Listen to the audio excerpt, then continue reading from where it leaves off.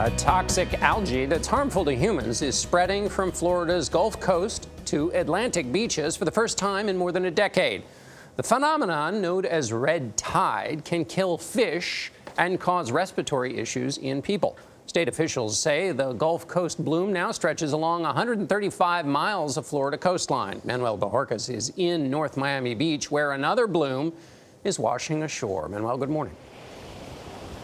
Good morning. This is Haulover Beach, and you can see it is empty right now, though it's typically one of the more popular spots here in South Florida. It was shut down yesterday as officials were trying to keep people away from the water as they wait for this slow-moving menace to pass. We don't want anybody out here today and be exposed to these toxins. Miles of pristine beach along Florida's Atlantic coast were deserted, shut down after officials confirmed a toxic red tide bloom just offshore. I think Mother Nature's getting angry and doing crazy stuff. I can't even really get close to it without my throat tickles so bad that I'm constantly... Red tides are caused by a naturally occurring toxic algae that is normally seen on the Gulf Coast. Its spread to the Atlantic coast is believed to be partially caused by agricultural development around Florida's wetlands, leaving stagnant pockets of nutrient-rich water that can then feed the microscopic menace. Dr. Malcolm McFarland is with Florida Atlantic University. Does pollution make the bloom even worse? So nutrient pollution, things like agricultural runoff and fertilizer runoff from people's lawns, discharge from septic systems and wastewater treatment plants, those are all things that can exacerbate the problem. The problem has plagued coastal communities. Toxic blooms devastated Florida's fragile aquatic ecosystems, turning thriving waterways into death traps for entire schools of fish and other animals like sea turtles, manatees, and dolphins.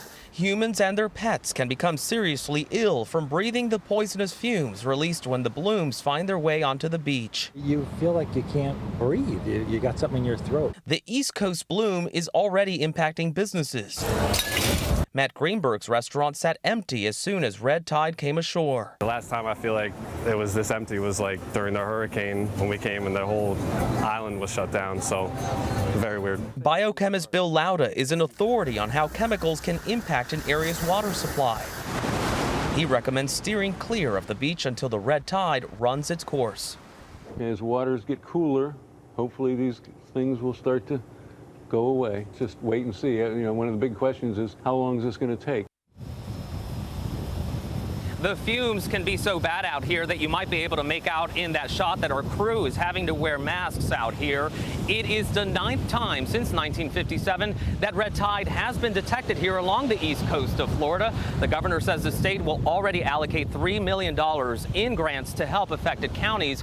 We should point out that Miami and Palm Beach County beaches are expected to reopen today, even though red tide still threatens parts of the coastline.